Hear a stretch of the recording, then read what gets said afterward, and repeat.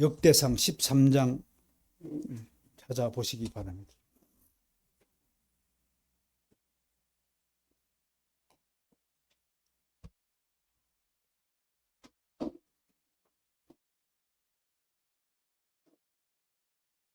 역대상 13장 7절에서 11절입니다.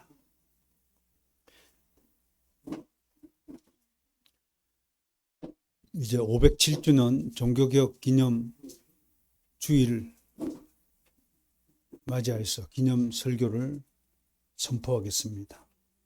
7절 11절 찾으셨습니까? 함께 읽겠습니다. 하나님의 궤를 새 수레에 싣고 아비나답의 집에서 나오는데 우사와 아히오는 수레를 몰며 다윗과 이스라엘 온 무리는 하나님 앞에서 힘을 다하며 뛰놀며 노래하며 소음과 비파와 소고와 재금과 나팔로 연주하니라. 기돈의 타작마당에 이르러서는 소들이 뛰모로 우사가 손을 펴서 궤를 붙들었더니 우사가 손을 펴서 궤를 붙듦으로 말미암아 여호와께서 진노하사 치심에 그가 거기 하나님 앞에서 죽으니라. 그래서 우사의 몸을 찢으셨으므로 다윗이 노하여 그곳을 베레스 우사라 부르니 그 이름이 오늘까지 이르느니라. 여러분 알다시피 다윗이 예루살렘에서 온 이스라엘의 왕으로 등극하기 전까지는 7년 동안 헤브론에서 통치하였습니다. 드디어 역대상 11장 4절에 이르러서 다윗은 예루살렘을 점령하였던 여부소족을 물리치고 예루살렘을 차지하고 드디어 통일 왕국을 완성합니다. 그래서 다윗의 나라는 점점 강성해집니다. 수많은 용사가 다윗과 목숨을 함께 할 것을 결의하였습니다. 여러분 아둘람 굴에 있을 때 다윗의 부하들이 얼마나 다윗에게 충성한지 아십니까? 아유 내가 목이 좀 마르다 혼자 말라 했어요. 근데 세 사람 용사가 그 일을 듣고 적진을 뚫고 들어가고 물 한 바가지 들고 와서 다윗 왕이여 목을 축이소서 하니까 다윗이 감격해가지고 하나님 내가 이 자들의 목숨값으로 얻어온 이 물을 어찌 마시오리까 하고 땅에 엎었다는. 저도 한날에 위대한 임금이 되려면 이 정도로 부하들을 사랑하고 자기 식구들을 위해서 목숨을 걸 수 있어야 됩니다. 그러니까 모든 군사가 다윗에게 충성하는 거예요. 여러분이 나한테 충성하지 않는 것은 내가 여러분들을 이렇게 다윗 왕처럼 사랑하지 않았기 때문이라고 내 생각을 해보려고 합니다. 공신은 되는 사람도 있겠지만요. 백성들도 왕을 존경하고 한 마음으로 왕을 섬깁니다. 이보다 더 훌륭한 왕을 역사 가운데서 우리는 발견하지 못합니다. 백성들이 신임과 존경을 한 몸에 받은 만큼 다윗도 모든 지혜를 다해 백성들을 잘 다스렸습니다. 이런 다윗 왕에 대해서 시편 기자는 78편 12절에서 이렇게 72절이네 노래합니다. 이에 그가 그들을 자기 마음의 완전함으로 기르고 백성의 지도자가 되기에는 먼저 지도자의 마음이 완전해야 됩니다. 완전하다는 뜻은요 올바르다, 의로워야 된다, 거짓이 없어야 된다는 뜻으로 풀이하는 겁니다. 적어도 거짓이 없는 지도자가 되어야 됩니다. 우리는 우리나라 대통령이 정직한 모습으로 인기가 있든 없든 그건 중요치 않고 정말 정직한 대통령이 되게 해달라고 기도해야 됩니다. 그의 손의 능숙함으로 그들을 지도했다. 손의 능숙함은 with his skillful hands, with skillful hands, 아주 지혜로운 방식으로 백성을 지도했다.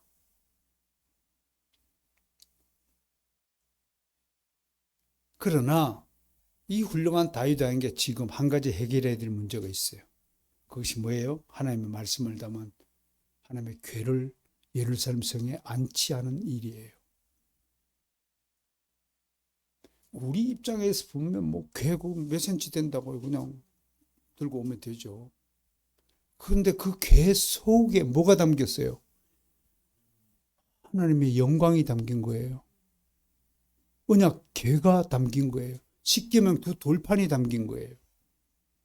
그러니 이스라엘에게서 이 언약궤는 모든 신앙과 삶의 중심이에요. 그 언약궤를 성소에 안치하지 않으면, 요즘으로 치면 설교가 없는 예배가 되는 거예요. 이 설교가 언약궤예요. 왜 설교하죠? 언약궤를 안치하기 때문에 설교하는 거예요. 하나님 말씀을 풀어내는 거란 말이에요. 그래서 다윗은 회중에게 언약궤를 옮겨야 되는데 여러분 생각 어떻습니까? 모두가 100% 찬성을 합니다. 만장일치로 찬성합니다. 그래서 이제 언약궤를 옮기면 됩니다. 근데 불사 여기서 다윗이 놓친 것이 있어요.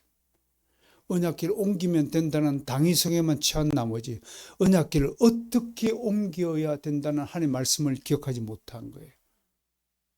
어떻게 돼 있냐면요. 어떻게 돼 있냐면 민수기 4장 15절 제가 읽어드릴게요. 이렇게 돼 있어요. 진영을 떠날 때 아론과 그의 아들들이 성소와 성소의 모든 기구 덮는 일을 마치거든 고앗 자손들이 와서 맬 것이니라. 그러나 성물을 만지지 말라. 그들이 죽으리라. 민수기 4장 15절 법이에요. 하나님이 언약궤를 옮기는 법까지도 이렇게 미리 말씀해 주셨어요. 근데 이걸 깜빡한 거예요.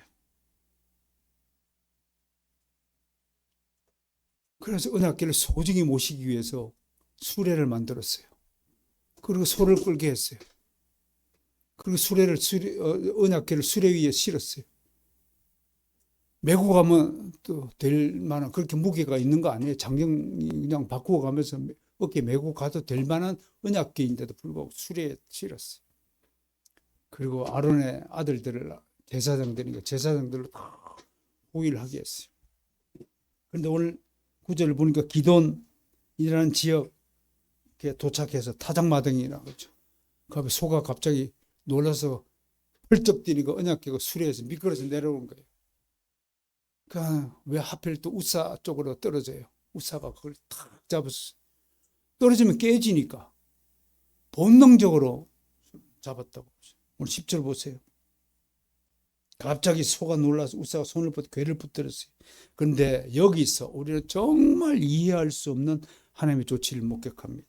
10절 보세요. 이 일에 대해 하나님이 진노하시고 우사를 치시자 우사가 그 자리에서 죽게 됩니다. 죽게 되는 과정도요, 히브리어로요, 뭐라고 되어 있냐면 하나님이 몸을 찢으셨다라고 합니다. 찢으셨다, broken 했다고 성경은 기록하고 있습니다. 여러분 이게 이해가 됩니까? 아니 궤를 떨어뜨리는 것 바닥에 떨어질까 봐 우사 제사장이 손 딱 붙들었어요. 그게 뭐가 잘못이라는 겁니까? 우리가 인간 이성적으로 생각하면 아무런 잘못이 아니에요. 우사가 수고했다고 박수 쳐야 될 일이죠. 근데 하나님이 우사를 찢어 죽이셨어요. 대체 우사는 무엇을 잘못한 것입니까?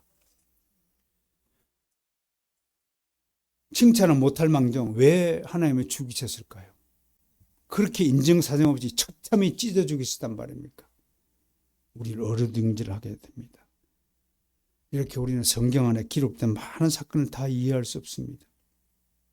오직 우리는 하나님은 인간 이성의 영역을 초월해 계시고 그 모든 신적 비밀을 인간들이 다 이해한다는 것에 불가능하다는 사실만을 수긍할 뿐입니다. 그럼에도 우리는 우사를 죽이신 하나님을 이해하고 하나님에 대한 바른 지식을 소지해야 될 책무가 있는 것입니다. 우리는 하나님의 법을 기억했어야 되었습니다. 다윗과 우사는 내 뜻, 내 계획대로, 내 방식대로 일하는 것이 아니라 하나님의 뜻과 하나님의 계획 따라서 움직여야 된다는 것입니다. 예수님은 마태복음 7장 21절, 23절에서 이렇게 얘기했거든요.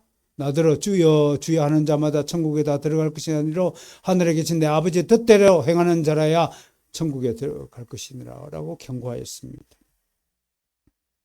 정리하면 이렇습니다. 첫째, 성물은 언약궤는 고앗 자손이 어깨에 메어야 합니다. 다른 도구를 사용해서는 안 됩니다. 이게 하나님의 법입니다.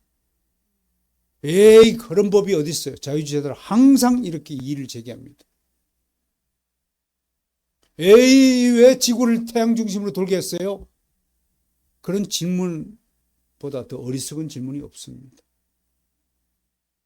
두 번째, 수레가 아니라 반드시 어깨에 메고 운반해야 된다는 것. 이 법칙을 어긴 것입니다. 여러분 생각해 보세요. 그 법이 뭐 그렇게 대단한 거라고 하나님은 우사를 찢어주기 있었단 말입니까? 라는 이성의 소리가 지금도 여러분 속에 남아있다면 여러분 철저하게 무릎 꿇고 회개해야 됩니다. 아직 여러분 하나님을 믿고 하나님을 사랑하는 존재가 아니라는 반증입니다. 하나님의 법은 적은 것이든 큰 것이든 구별이 없습니다. 하나님이 하면 명령하시면 명령에 따라서 달이 지구를 돌고 지구가 태양을 돌고 우리가 숨을 쉬고 우리가 눈을 뜨고 우리가 밤에 잠자고 아침에 일어나고 우리가 때 되면 하루에 세 끼 밥 먹고 하는 것이 하나님의 명령 때문에 그런 일이 있습니다. 하나님이 천지를 창조하신 다음에 빛이 있으라 하니 빛이 있게 되었다라고 성경은 증언합니다.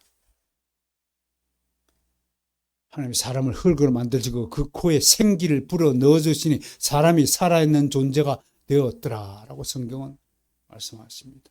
하나님은 모든 것을 말씀으로 명령으로 만드시고 기동하게 하시고 치리하시고 보존하신다는 사실을 아셔야 됩니다. 우리는 하나님의 법을 지키는 일에 있어서 인간적 가치 판단에 개입할 여지가 없다는 것을 깨닫고 믿으셔야 합니다. 내 생각으로는 이게 좋겠다가 아니라 하나님의 법이라면 무조건 복종하고 지켜야 한다는 엄격한 신앙이 요구합니다. 내 생각에 I think 굉장히 위험합니다. 지식 수준으로는 이해되지 않는다 하더라도 하나님이 그렇게 하셨으므로 그것이 절대적으로 옳다는 믿음을 가져야 됩니다. 이것이 칼빈이 강조한 하나님 중심 사상이 하나님의 주권입니다. 그런데 문제는 신앙을 고백하고 다짐하고 결심해도 그 신앙이 오래가지 못한다는 겁니다. 가인이 처음부터 자기 생각대로 땅에 있는 소산물로 예배 드리지 않았습니다. 성경 보세요. 창세기 4장 3절에 분명히 이 단어가 기입되어 있어요. 세월이 흐른 뒤에 가인도 처음에는 좋은 신앙을 가졌을 것입니다. 아버지 아담, 어머니 하와에게 충성한 효도되는 자식이었을 것입니다. 그런데 땅에 소산물이 풍성해진가 교만해진 겁니다. 그래서 자기 방식대로 예배를 드리니까 하나님이 가인은 예배를 받지 않고 아벨은 끝까지 첫 소산물, 첫 새끼 양을 바치고 하나님의 법대로 예배를 드리니까 아벨의 제사는 받으신 것입니다. 그 기준이 뭡니까? 누구는 받고 누구는 받지 않는 그 기준이 무엇입니까? 바로 하나님의 법입니다. 하나님의 말씀입니다. 이 장면에서 또 한 사람을 바라보아야 합니다. 오늘 등장하는 다윗 왕입니다. 실상 이 모든 책임은 우사가 질 것이 아니라 다윗 왕이 져야 합니다. 그런데 다윗은 11절에 보니까 회개는커녕 잘못을 인정하기는커녕 자기 자신에게 책임이 있다는 것을 알기는커녕 지금 화를 내고 있습니다. 야, 수레를 도대체 어떻게 만들었길래 언약궤가 그 모양이란 말이냐? 짓고 있습니다. 자기가 먼저 하나님의 법을 어긴 것을 모른 채 지금 부하들에게 신하들에게 화를 내고 있습니다. 이쯤 되면 다윗이 어느새 왕이 된 이후에 달라진 것입니다. 처음 자세를 잃어버리게 된 것입니다. 한국 교회 안에 무법, 무원칙, 무교리, 무신학이 활개를 치고 있습니다. 다 자기 속에는 옳은 대로 교회를 운영하고 예배하고 신앙생활을 합니다. 대체적으로 저도 일주일에 제법 되는 그리스도인을 만납니다. 형편없습니다. 생각하는 것 자체가 신앙인이 아닙니다. 생각하는 자체가 하나님 나라의 소속원이 아닙니다. 대한민국 사람은 이라면 세계 어디를 가도 태극기를 사랑하고 한국인으로서의 자부심을 느껴야 되는 것은 당연한 일이 아니겠습니까? 마찬가지로 그리스도인은 언제 어디서 무엇을 하든지 간에 십자가가 나타나야 되지 않겠습니까? 하나님의 법을 존중하는 사람이 되어야 되지 않겠습니까? 그런데 목사가 먼저 법을 어기고 교회가 먼저 법을 어기고 그리스도인이 조금도 하나님 나라의 법을 어기지 지키고 살지 않는다면 이것을 우리가 어떻게 바람직한 믿음의 세상이라고 말할 수 있겠습니까? 종교개혁가들은 늘 세 가지 중심 사상을 외쳤습니다. 따랐습니다. 하나님 중심, 성경 중심, 교회 중심. 그런데 부끄럽게도 하나님 중심이 아니라 자기 중심이 됐습니다. 자기 꿈을 꿉니다.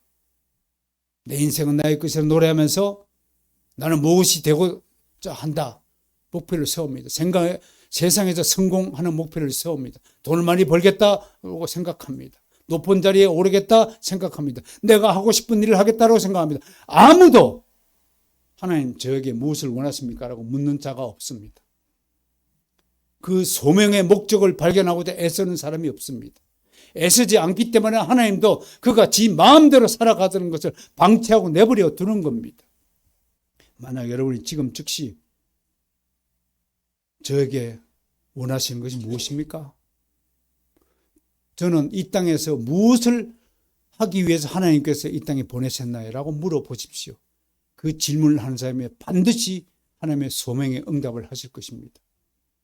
그렇지 않고 여러분들은 계속해서 자기 중심의 삶을 살아가시면서 자기 꿈을 꾸는 자라면 하나님 관계없습니다. 네 마음대로 살아라 라고 말할 것입니다. 성경 중심이 아니라 세상적인 가치 중심을 세상 중심으로 살아가고 있습니다. 교회 중심이 아니라 가족 중심, 혈연 중심이 되고 있습니다. 나는 한국 교회가 토요 가정 예배의 청교도 정신을 회복하기를 소망합니다.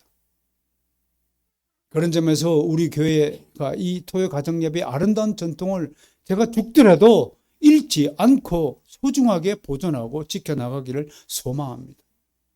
무엇보다도 교회 가족이 얼마나 중요한 존재인가를 서로 실감하며 살아가길 원합니다.